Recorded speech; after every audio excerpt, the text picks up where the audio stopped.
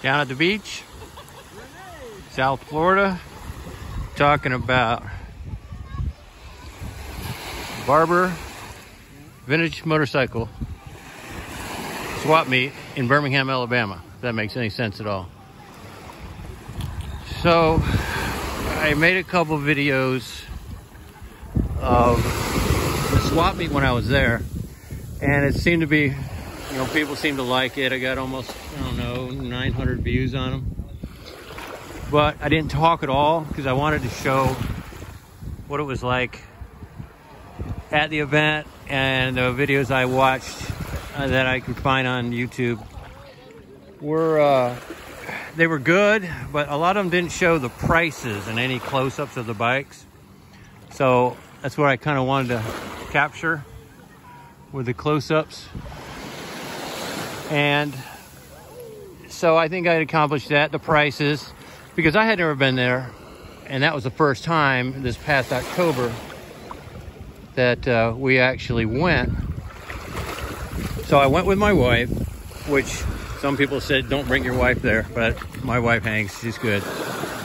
And I went to buy two bikes.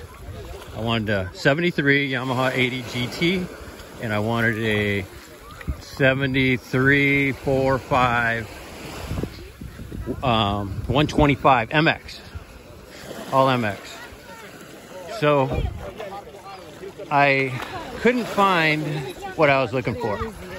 600 vendors, and I couldn't find the exact bike. I did find a 73 80 that actually I had met the guy a couple years earlier at a bike show down here in South Florida. He's from Nashville, but they were redone. He redoes bikes in there. He does a beautiful job. I wish I could have got his name, but he's a nice guy, and he does excellent work. He actually out-trophied me in the bike show we were in. Anyway, the Barber itself, I didn't know what to expect, and it's really cool.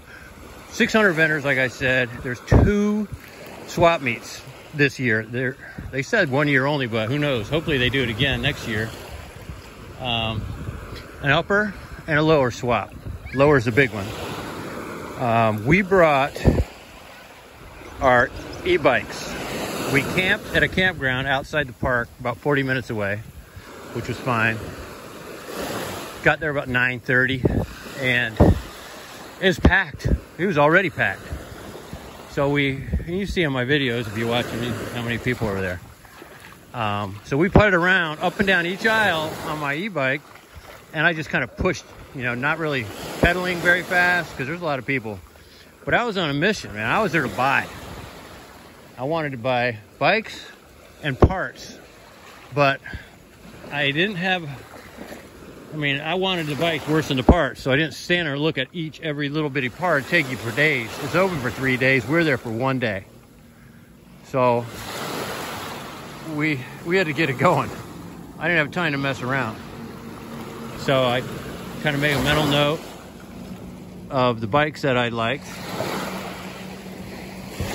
I didn't find anything I liked, but when I was leaving at like 3 o'clock, I thought, well, I'm gonna go offer that guy the one bike. It was a 79 partial. I think I might have put a video up. If not, I'll put one up. And it's bits and pieces. 75 tank, 73. It's a matching number, so that's a good part. But the forks and the triple tree are from who knows what. So I've replaced all those already. And I got the bike all torn apart. Got to paint it this summer, all that. So getting back to the park itself, it's really cool. There's races all day long. So we'd go look around at bikes and parts, and then we take a break and watch the races. The big circle, the road track is in the middle. And when you enter the place, to your right, on that part of the loop, is the vintage Japanese bike show and swap meet, motocross, trials. But I didn't go to any of that. I didn't have time. I mean, next year, I want to go for the 3 days if I can get a vendor spot. They say it's pretty hard, but I'm going to try and camp right there. To walk, if you're there to walk, forget it.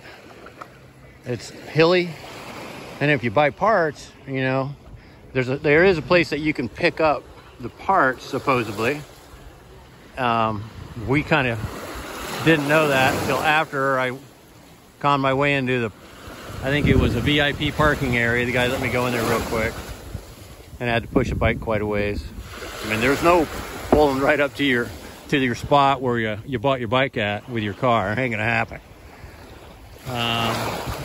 There's plenty of places to eat, plenty of food vendors, cashless, no cash. And I left my wallet in my truck because I had cash with me to buy, and well, we had to go back to the camper because I didn't have my wallet with me. Oh well. We went into the museum, the motorcycle museum, which is mind-boggling. It's such a neat deal. There's so many bikes in there. We went to the when you enter to your left is the gift shop. So we bought some pretty cool stuff, shirts and stuff, you know, event shirt. That was really neat. Getting back to the camping, I'm not 100% sure, but I think the motorcycle races go most of the night, so I don't know how much sleep you'll be getting there. I think it's more of a big party than sleeping. All right, who do we have here? That's the girl that went with me to the motorcycle event. Well, she goes everywhere with me. But all in all, the place is really cool. If you've never been there and you're into restoring vintage motorcycles, or just you want to buy some, Hondas, so many Hondas. I'm a Yamaha guy, but there's so many Hondas. Everything, there's everything there. It's well worth it. I can't wait to go back. I want to go to Mid-Ohio also, just to check that out and see what it's like. But definitely do it. I had a ball. And now I'm back in South Florida, back home. And it's not too hard to take. What's the date today, Kim? Almost December. 20th. November 20th. 21st. And we got a little front that came through a couple days ago. Still got a little clouds. But the water's probably 74. It's 80 something out here right now. This is the state park I'm in. I kind of grew up right in this area.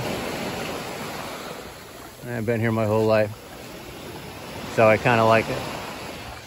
All right, thanks a lot. Take care.